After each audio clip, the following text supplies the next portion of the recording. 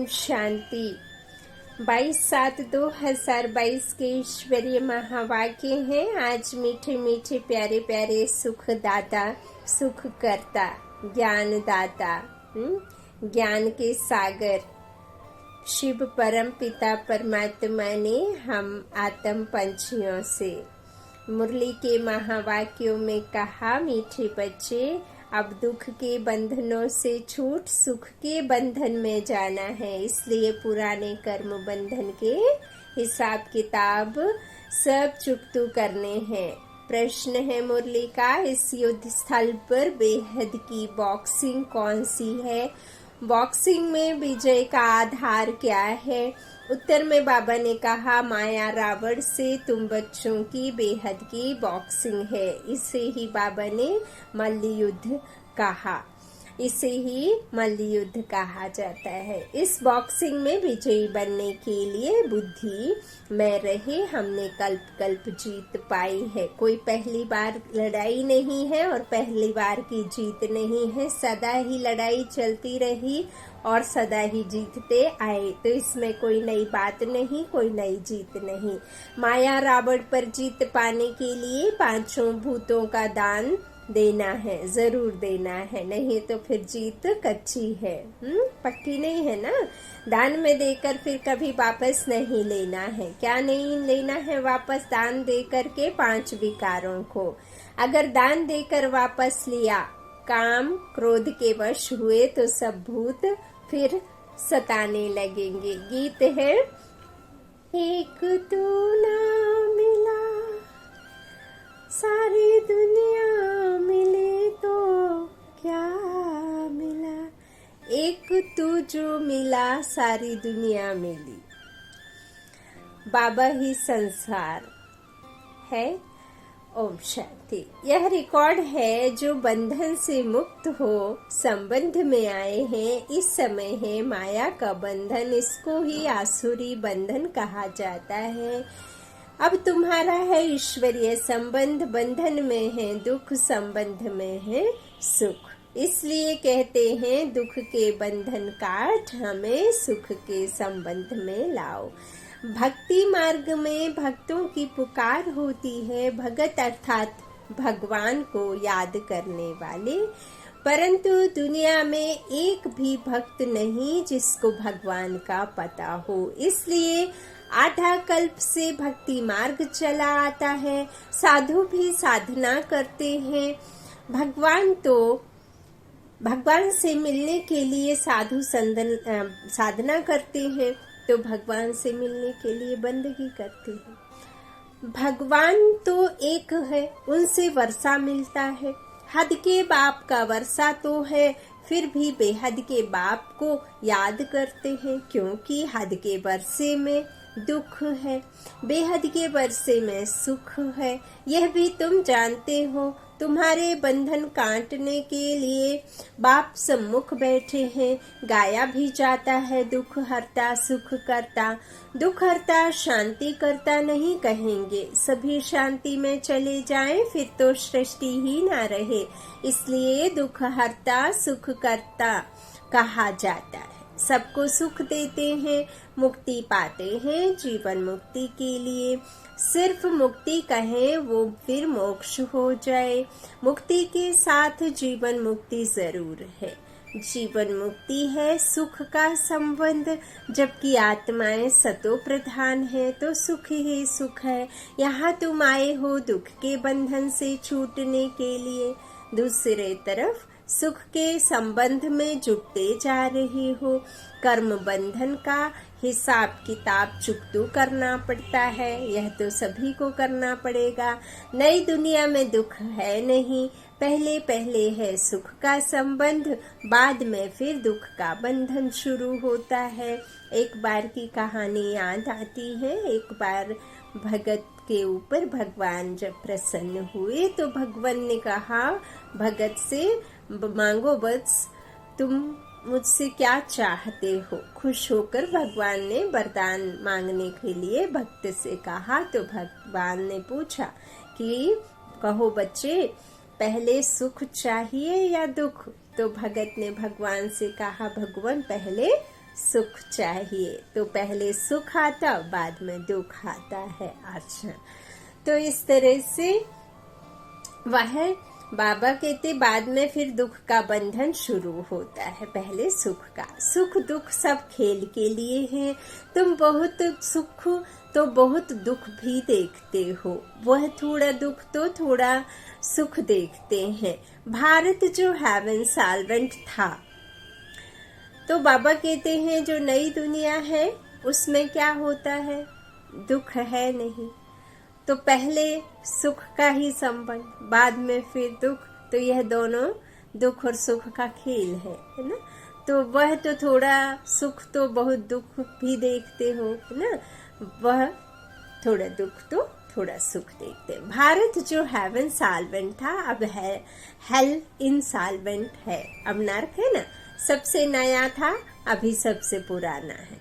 जब नया होता है तो सुख होता है ना, अब सबसे पुराना है तो बहुत दुख देखे हैं। अभी भी बहुत दुख है। इन दुखों से छुड़ाने के लिए ही बाप को पुकारते हैं, उनको पिया कहा जाता है। वह हद के पिया को पुकारते हैं। अब तुम समझते हो उनको दुख है तब तो पुकारते हैं। अभी श्रीमत पर तुम पुरुषार्थ कर रहे हो सुख धाम में जाने का। बाप कहते हैं हर 5000 वर्ष बाद आता हूँ। तुम्हारी बुद्धि में अब ज्ञान भरा है आदि से अंत तक। तोत्र कालदर्शी हुए ना, तीनों कालों का ना, तो तुम तीनों लोकों को जानते हो। मूल वतन में हम आत्माएं शांति धाम में रहती हैं। हम असूल में उस निर्वाण धाम के वासी हैं। फिर प्रवृत्ति धर्म में आने से इन ऑर्गन्स द्वारा पाठ बजाते हैं। तुम सुख और दुख का पाठ बजाते हो आदि से अंत तक। तुम ऑलराउंडर हो। तुम ही 84 जन्म लेते हो। तुमको अब रोशनी मिली है। 84 लाख जन्म तो हो ना सके। मनुष्य 84 जन्म लेते हैं, बाकी वैरायटी योनियां तो ढेर हैं। सबको मिलाकर कह सकते हैं, लेकिन मनुष्य आत्माओं के जन्म 84 हैं। योनि ही 84 की है। गिनती करने वाला तो कोई नहीं है, ऐसे ही धोखा लगा देते हैं। अभी तुम जानते हो कौन 84 जन्म लेते हैं और कैसे लेते हैं। सिख लोग, आर्य समाजी, बौद्धि आदि 84 जन्म नहीं लेंगे। तुम बाप को जानते हो, इसलिए कहते हो गीता का भगवान कौन। ज्ञान सागर पतित पावन हेवनली गॉड फादर या सर्व गुण संपन्न हेवन का पहला प्रिंस श्री कृष्ण। यह पहेली तो बहुत सहज है, इसलिए बाबा ऐसी पहेली छपवा रहे हैं। तो मनुष्यों की बुद्धि में बैठे तो जज करो कि गीता का भगवान कौन। हेवनली गॉड फादर है, हेवन स्थापन करने वाला। पतितों को पावन बनाने में कितना टाइम लगता है। मुख्य बात है पवित्र रहने की। एक से बुद्धि लगाना है, घर बार छोड़ना नहीं है। वह तो हद के सन्यासी छोड़ते हैं, तुम्हारा है बेहद का सन्यास। वह फिर भी पुरानी दुनिया में रहते हैं, तुमको सारी दुनिया को भूलना पड़ता है। हमको हद से बेहद में जाना है, वह है शांति धाम। वहाँ शांति ही शांति है, बाकी हद और बेहद का सुख यहाँ है। तुमको हद और बेहद के पार जाना है। शांति धाम हम आत्माओं का घर है।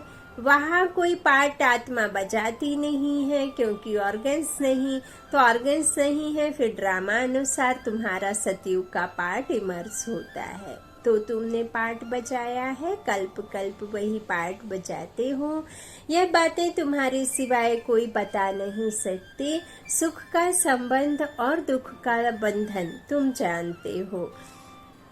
तुमको रहना भी आसुरी संबंध में है, क्योंकि तुम अभी ईश्वरीय संबंध में रह नहीं सकेंगे। इतने सभी कहाँ रहेंगे।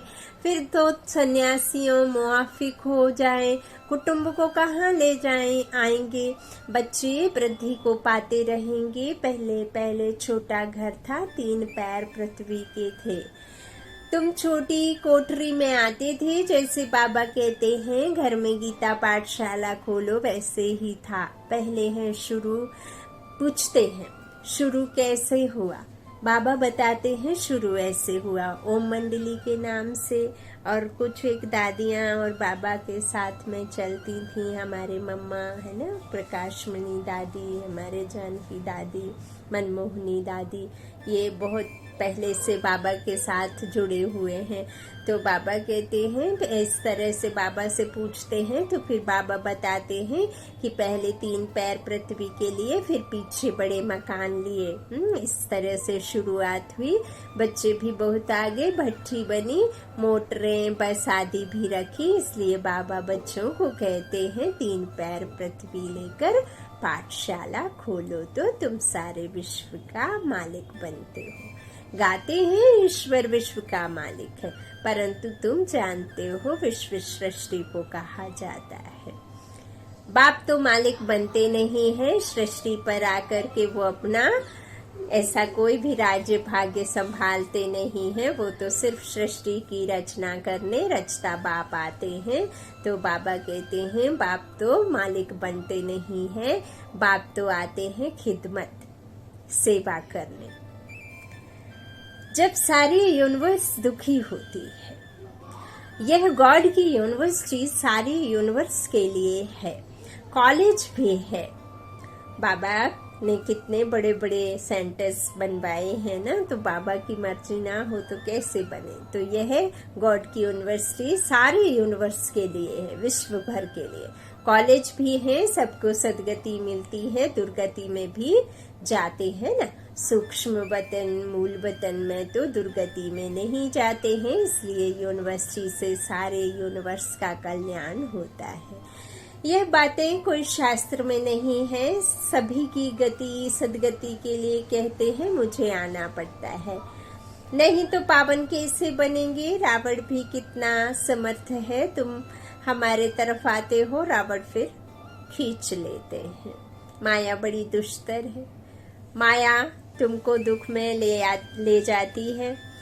यह खेल है, बॉक्सिंग में दोनों ही समर्थ हैं, आधा कल्प हार आधा कल्प जीत होती है। यह बॉक्सिंग बेहद की है, इनको युद्ध स्थल कहा जाता है। इसमें माया रावण को जीतना होता है। कल्प पहले भी तुमने जीत पाई थी, तुम देख रहे हो कौन कौन निकल रहे हैं। कोई कहते हैं बाबा क्रोध आता है, अरे यह तो भूत है, दान में दे दो, दान में दे, फिर वापस लेंगे तो बहुत सताएगा। तुमने 5 विकार दान में दिए, इनका संन्यास करना है, बाकी घर बार छोड़कर भागना कायरता है। बाप समझाते हैं 63 जन्म तुमने गोते खाए हैं विषय वैतरणी नदी में, अब एक जन्म पवित्र रहो। इसमें आमदनी बहुत है, जबरदस्त प्राप्ति है, दुश्मन सामने खड़ा है, मल्लयुद्ध होती है ना। कंस और कृष्ण की मल्लयुद्ध शास्त्रों में दिखाई है ना। तो यह तो माया रावण की बात है, कोई कंस और अकासुर बकासुर की युद्ध बात की बाबा ने नहीं कही। बाबा कहते हैं यह तो माया रावण जो है वही मल्लयुद्ध और वही कंस है, और वही जो कृष्ण अर्थात आत्मा को लड़ाई करनी है इस रावण 5 विकारों से। तो बाबा कहते कृष्ण की आत्मा अंतिम जन्म में है, माया से युद्ध कर फिर श्री कृष्ण बनती है। अब समझदार बनना है। भारत कितना सिरताज था, सूर्यवंशी की दरबार देखो कितने हीरे जवाहरों के महल थे। यहाँ भी दरबारें होती हैं, आपस में प्रिंसेस मिलते हैं, नंबरवार बैठते हैं। बुद्धि से काम लो, वहाँ आपस में कैसे मिलते होंगे, उन्हों की दरबार कैसी होगी।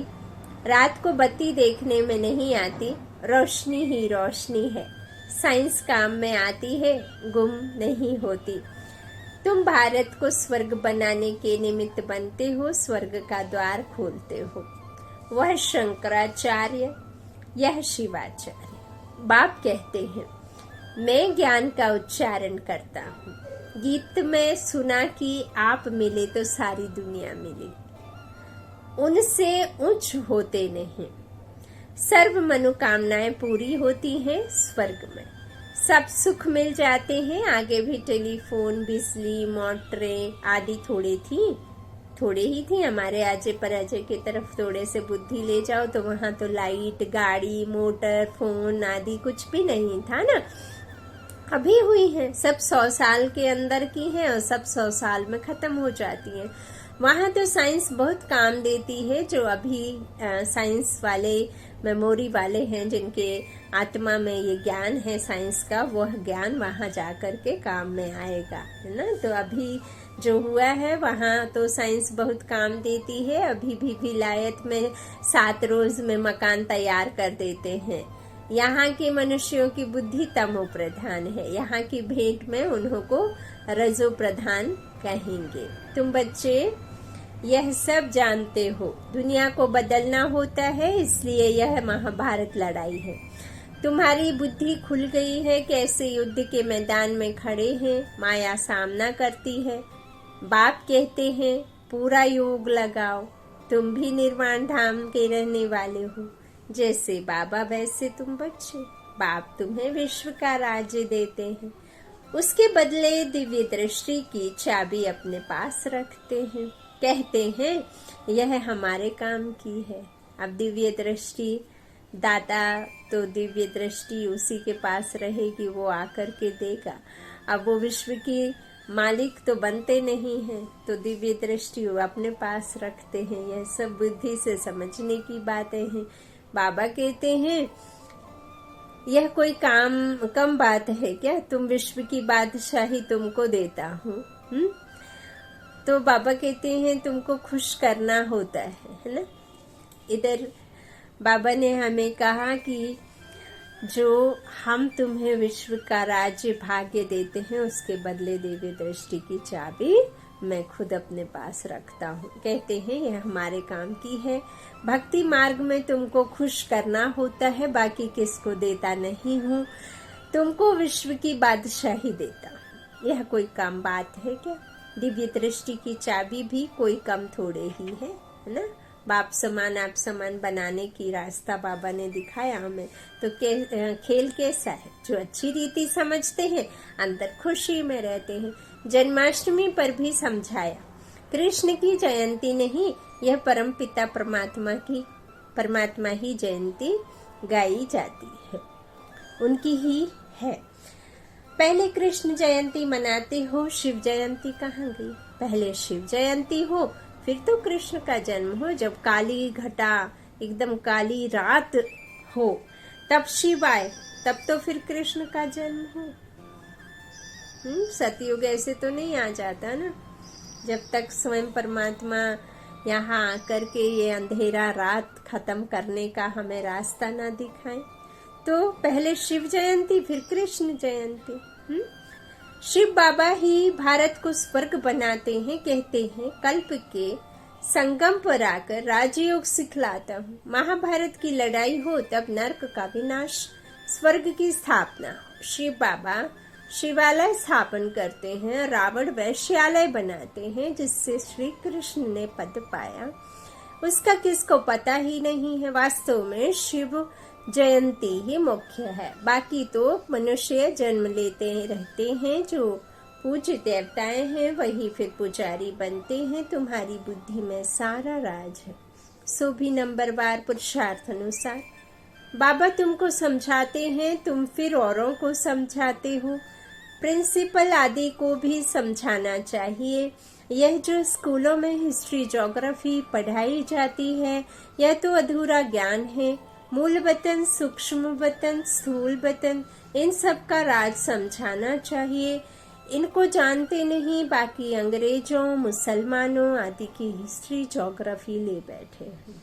हड़प्पा संस्कृति, ये संस्कृति, वो संस्कृति, ये आकर के गया, वो लड़ाई करके गया, इसने ये लूटा, उसने वो लूटा, इसने इतना अपना जो बलिदान दिया, शहीद हुए। ना तो उनके शहीद होने से सदगति हो सकती किसी की, ना तो उनके ज्ञान के द्वारा संसार को मुक्ति, जीवन मुक्ति मिलती। ऊंचते ऊंच ज्ञान का सागर एक ही बाप है, जिसके बिना इस संसार में किसी भी मनुष्यों की सदगति हो ना सके। तो मुक्ति, जीवन मुक्ति दाता तो एक ही है, ज्ञान दाता तो एक ही है। जो आत्माओं की ज्योत बिल्कुल एकदम अंधेरे में है, उसे सोझरे में ले जाने वाला तो एक ही है। जिसके पास जो नॉलेज है वो तो एक ही परमात्मा है। अब ये बेहद की ज्योग्राफी, हिस्ट्री लेकर के बाप आया है और हम हद की पढ़ते आए हैं, तो उससे क्या है, कुछ भी नहीं मिलेगा। बाबा कहते हैं बेहद की हिस्ट्री, ज्योग्राफी बाप ही समझाते हैं। हम मनुष्य से देवता बन रहे हैं। स्वर्ग का प्रिंस प्रिंसेस कैसे बने, आओ तो हम तुम्हें बताएं। हेवन के प्रिंस प्रिंसेस बनना है, उनको यह वर्षा कैसे मिला, यह सूर्यवंशी डायनेस्टी कैसे स्थापन हुई, यह नॉलेज नहीं है तो तुम फिलॉसफर काहे के हुए। समझाने की युक्ति चाहिए। यह क्या जजमेंट करते हैं धर्मराज बाबा, तो बिल्कुल एक्यूरेट है, उनके ऊपर तो कोई है नहीं।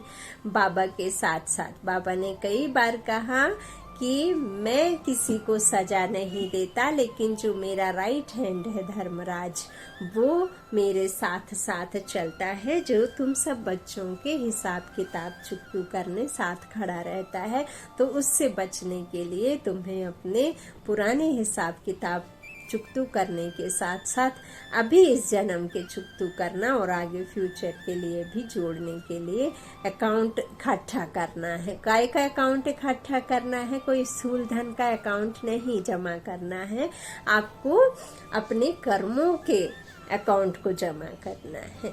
तो पहले आपके लिए और आने वाले समय के लिए, तो सोचिए कितना पुरुषार्थ करना है। तो इस तरह से धर्मराज बाबा तो बिल्कुल एक्यूरेट हैं, उनके ऊपर तो कोई है नहीं।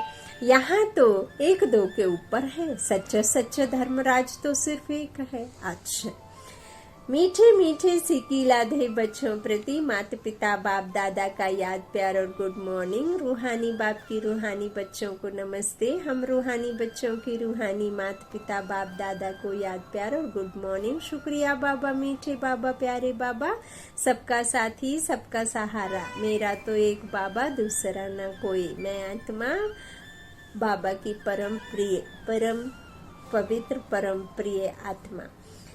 धारणा के लिए मुख्य सार। पहला, बाबा ने कहा बुद्धि को हद और बेहद से पार अपने शांति धाम में ले जाना है। दुख के बंधनों से छूटने के लिए ईश्वरीय संबंध में रहना है। दूसरा, सारे विश्व की खिदमत करने के लिए 3 पैर पृथ्वी पर रूहानी यूनिवर्सिटी खोलनी है। बेहद की हिस्ट्री, ज्योग्राफी पढ़नी और पढ़ानी है। आदि मध्य अंत का ड्रामा, इस मनुष्य सृष्टि के पर जो 4 युग की कहानी है, मनुष्य और देवता की कहानी, कैसे मनुष्य इस धरा पर आते, कैसे कलयुग की स्थापना होती, कौन कराता, और कैसे इस छोटे से संगम युग पर आकर के परमात्मा हम आत्माओं को आत्मा का ज्ञान दे करके कैसे सुख के दुनिया का स्थापना कराते ब्रह्मा के द्वारा, ब्रह्मा मुख के द्वारा वो हमें ज्ञान सुनाते और हम आत्माओं की बुझी हुई ज्योत को सोझरे में ले जाते। ज्ञान घृत डालकर हम आत्माओं को 100% सुख देते। हमारे आत्माओं का जो कीचड़ा है ना, जंक चढ़ी हुई है, जो बिल्कुल 3 कैरेट की बची हुई है, उस 3 कैरेट को शुद्ध कर 24 कैरेट का बनाते हैं, है ना, सोना, सच्चा सोना। तभी तो सच्चा सोना रहेगा, तब तो फिर सबको सुख देंगे ना। तो कोई किसी को फिर वहां दुख देता नहीं, है ना। तो यह बातें बाबा हमें समझाते हैं, सम्मुख हो बैठ बाप बताते हैं। अच्छा, आज का वरदान है, तपस्या द्वारा सर्व कमजोरियों को भस्म करने वाले 1st नंबर के राज्य अधिकारी भव। 1st जन्म में 1st नंबर की आत्माओं के साथ राज्य अधिकार प्राप्त करना है। तो जो भी कमजोरियां हैं उन्हें तपस्या की योग अग्नि में भस्म करो। मन बुद्धि को एकाग्र करना अर्थात एक ही संकल्प में रह फुल पास होना। अगर मन बुद्धि जरा भी विचलित हो तो दृढ़ता से एकाग्र करो। व्यर्थ संकल्पों की समाप्ति ही संपूर्णता को समीप लाएगी। आज का स्लोगन है, समय को गिनती करने वाले नहीं लेकिन बाप के व स्वयं के गुणों की गिनती कर संपन्न बनो। समय को गिनती करने वाले नहीं लेकिन बाप के व स्वयं के गुणों की गिनती कर संपन्न बनो। अच्छा, ओम शांति। शुक्रिया बाप दादा, शुक्रिया आप सभी भाई बहनों के स्नेह का और प्यार का। Good night. ओम शांति।